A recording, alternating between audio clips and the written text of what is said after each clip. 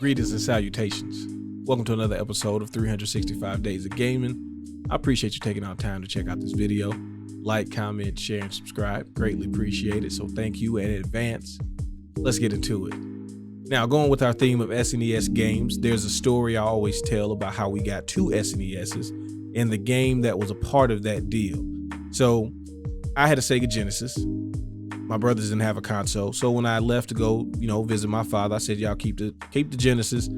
I'll get something else, because, I could, right? I was fortunate enough to do so. So when I come back, because I always come back to, live with my mom, because my brothers are there, my little sister's there, I want to be with my siblings. So I get back and I'm like, yo, I got the Super Nintendo. This is going to be great. Now we got a Genesis and we got a Super Nintendo. And my brother looks at me and was like, nah, dog, we got two Super Nintendos. And I immediately knew what that was because I had been a part of those adventures to trade things in to get something new. And you never get a one-to-one return, right? So for the Genesis and the games that we got a singular SNES and a game, NBA Live 98. Now, this is peak Bulls time, and I'm living in Illinois, and basketball is my favorite sport, so I wasn't 100% upset about it. I wish I would have been consulted more than anything, but I get it. But this is also during the time where we didn't really play with the Bulls in basketball games because it seemed unfair. Plus, Jordan was not actually selectable in these games. He was usually under the name Player 99, which he is in this game, right? So, because of that, Bulls are not really the thing. And also it makes basketball more interesting when you have a different team to root for. So my team was the Heat, just to give you some context. And Tim Hardaway's on the cover. He's also from Chicago. So that helped out a lot, me liking that team and that player. And then my brother Justin was a big New York Knicks guy, right? That finals run in the mid 90s, Jordan was out of the game. He was a big Allen Houston guy. They got Larry Johnson as well. Like he was into the Knicks. So had to do, some footage of the Heat versus the Knicks. But one of the things I want you to understand about these games, this isn't like 2K now or even 2K 10 years ago. There was a bunch of different basketball games trying to vie for the title of like basketball game.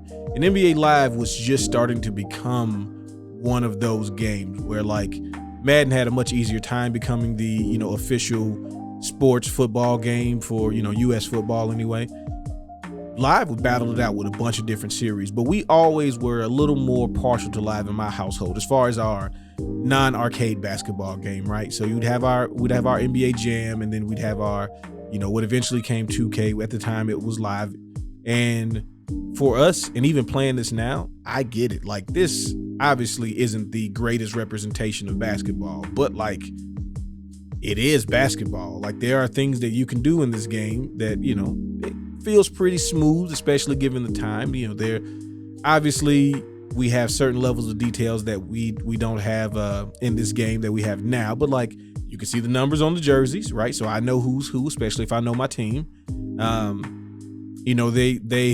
shots are more timing based than actually stat based. So yeah, you can make some shots you probably ain't got no business making if you just know how to time it, which is cool because it also forces you to you got to stay vigilant on defense. But I will say this, like as time goes on and these basketball games get better and better, defense has suffered tremendously over the last 10 years. And on this game, for example, I kind of felt like I could play defense, within reason. No, I didn't, shut anybody down, but like I could select a man that's guarding somebody and do a move and make sure I at least make him take a tough shot.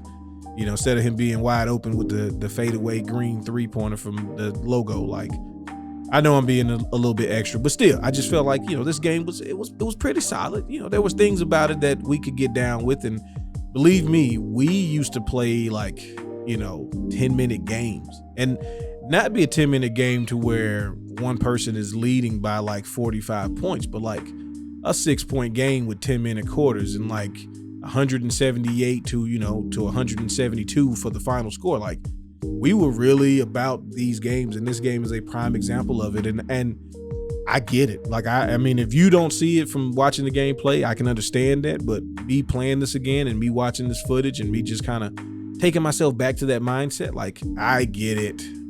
We were in it to win it. And so I definitely had to bring up one of these games as one of my, my sports games for one, but also even just the SNES version. There are going to be other versions of NBA Live for other different reasons, but just for a solid time, just to show you the versatility of the SNES.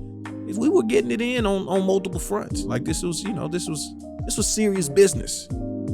Now, if you didn't play these type of games, I understand that this doesn't hold as much weight to you, but I appreciate you taking out time to watch it anyway. But if you did play this game, what was your team?